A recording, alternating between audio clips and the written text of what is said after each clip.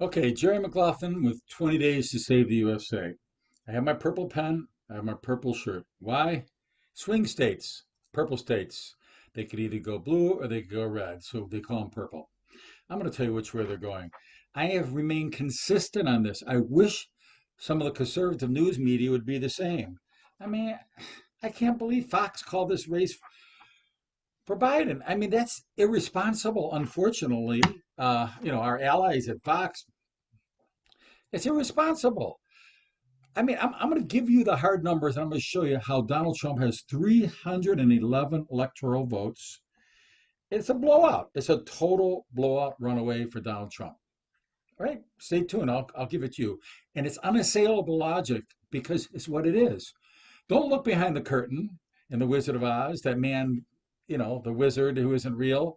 Don't look behind the curtain of the major media. This is what they want you to believe. And now Joe Biden is about to give his acceptance speech in minutes. So I'm going to beat him to the Trump and let him know, send you the memo. Joe, you didn't win. Okay. Ultimately, the Supreme Court will probably decide this, and it'll be max 311 votes for Trump. It might be a little lower, but shouldn't dip below 300. All right, let's go through this.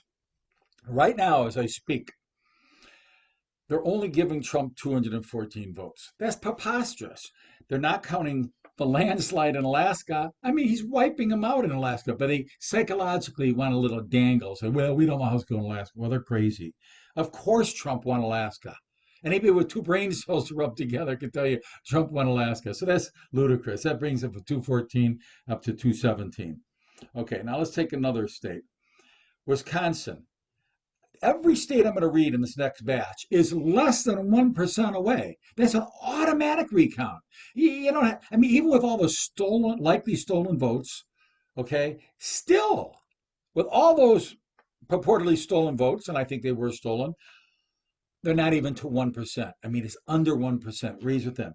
Okay, so automatic recount. And you know what's going to happen on recount? Trump's going to win. I mean, they got watermarks in some of these votes, in these ballots, that all of a sudden they'll say, "Oh, hey, where'd the watermark go? It disappeared." Well, so does the vote now. All right, and there's other ways they could toss out votes. Wisconsin, 10 electoral votes, 0.7% final, less than 1%. Pennsylvania, 0.6% final, automatic recount. And that's 20 electoral votes. Georgia, 16. It's 0.2%. I didn't say 2%, I said 0.2%. That's a close shave, all right?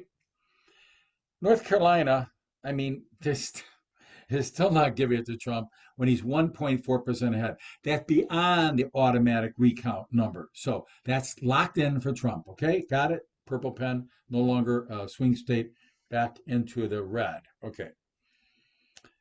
Arizona, 0.7%. It's not gone. It's less than 1%, significantly less than 1%. Nevada, well, Michigan and Nevada, unfortunately, are just over 1%. So they're not in the automatic recount, but a couple sharp lawyers, and it's so close, it'll be recounted, I believe. Nevada is 6 electoral votes, and Michigan is 16 electoral votes. Now, we're up to 311 electoral votes at that point.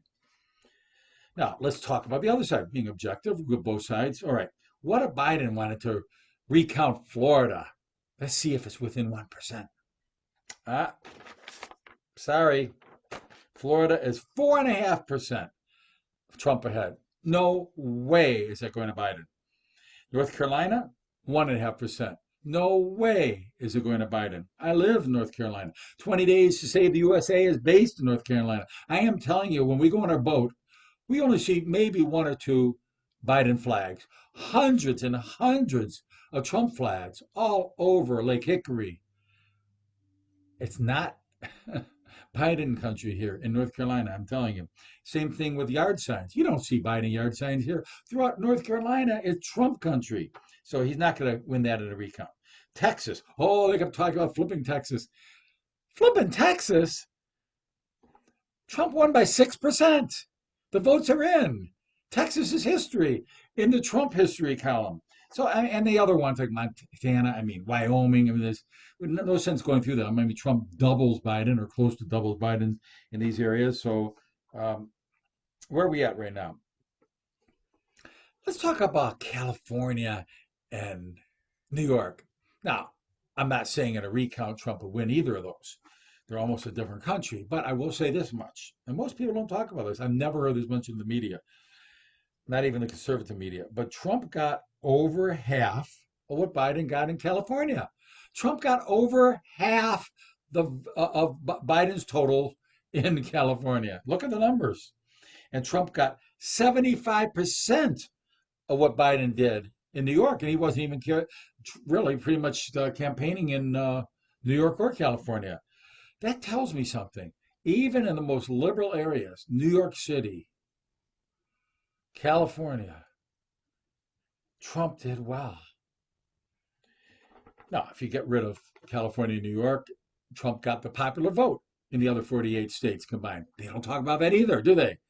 But once you throw in an area like California where Trump did not bother campaigning, of course, you win the popular vote. I mean, if it were going to be determined by popular vote, Trump could have won a campaign in Orange County and Sacramento and so forth in California and done better and would have won the popular vote also.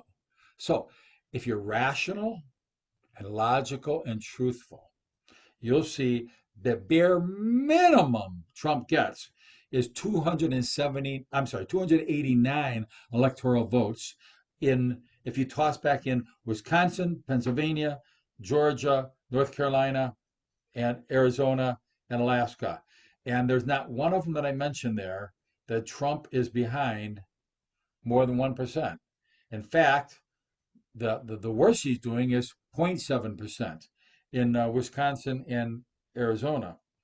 Now, Michigan and Nevada is farther than 1% off, but I mentioned that already. Those would be 22 more and bring it up to 311 if he gets an honest count there. So I am projecting minimum of 289, a definite win for Trump, and possibly 311 if they really do this right. So just minutes before Joe Biden gets out there with his acceptance speech. Acceptance speech. What is he accepting? Accepting the fact that we're all supposed to live in our basements? Accepting the fact that we're going to have lockdowns and destroy the economy? I mean, Trump got the best economy in history the first time, and then the second time got it up about 30%. Boom! The biggest rebound ever in history. And Biden now is going to want to teach us how to live in our basements with our masks so we don't catch the coronavirus from ourselves.